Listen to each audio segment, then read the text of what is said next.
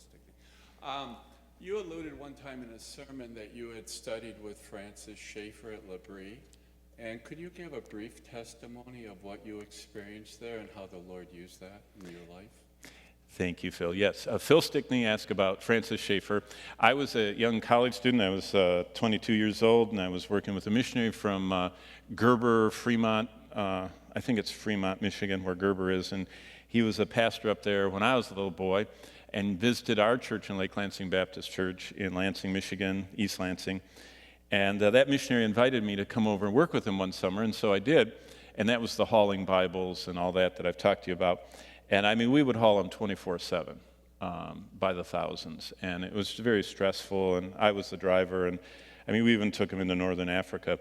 And so by July, so I worked May, June, and by the second week of July, this missionary said to me, "You need to go on a spiritual retreat with some friends of ours." And I'm all for retreats. I thought that meant food and rest. And so I said, "Where does he live?" And he says, Melez, or the Chateau Melez. Where was it? Weymouth? I don't know where L'Abri was, but it was in Switzerland.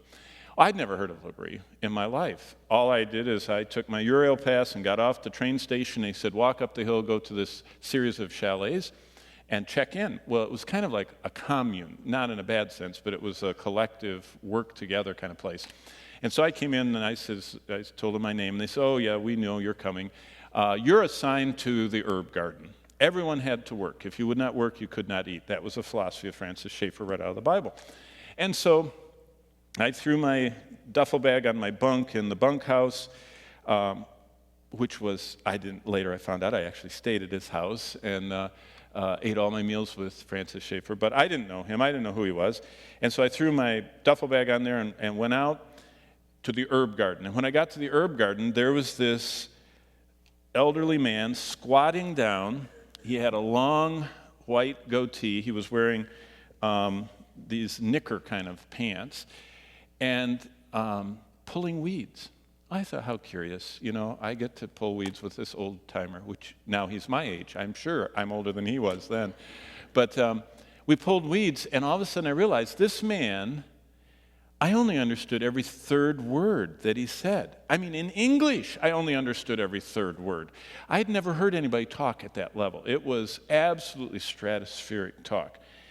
And so I didn't say anything. It says in the Bible, if you don't know what you're talking about, don't talk. And so I just pulled weeds.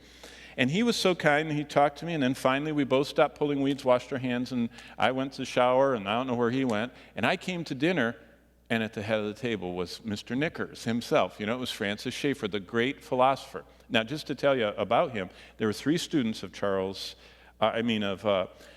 Gretchen Machen. It was Francis Schaeffer, Carl McIntyre, if you ever heard of him, and Charles Woodbridge. And J. Gretchen Machen went and started Westminster from Princeton. And so he was a Princeton scholar. He went to Westminster. His first 3 students, Francis Schaeffer was one of them.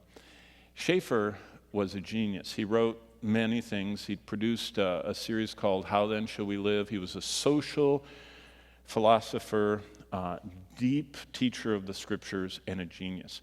But I stayed there for 2 weeks at his house, and what I really learned about him was he was an evangelist.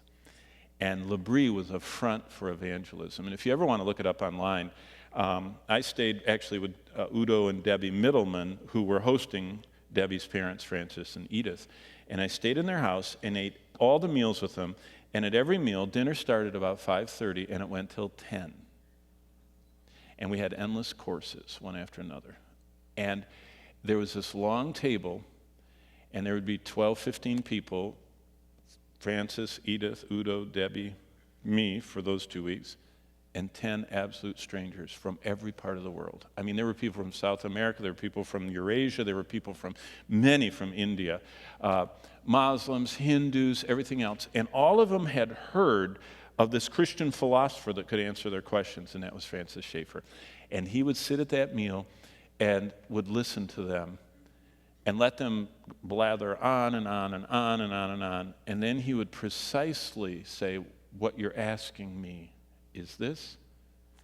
And they would be startled, and he'd say, "Let me answer that." And he would beautifully weave Christ in. So what do I think of Francis Schaeffer? I mean, I have all of his works electronically on my computer. I love him. I read him. He is a real servant of the Lord. Edith, everything she wrote is astounding. They're kind of a generation past. They really are. His son, Frankie, went kind of kooky, you know. Yeah. So, and so that shows social activism can go too far and everything else. Is that a good enough answer? Did you have hair at the time? I had a lot of hair. Thanks, a lot. Yeah, with him, yeah. No, actually, that was a toupee. No, not really, no. No, that was me with him with hair. Thanks. Yeah. Amen.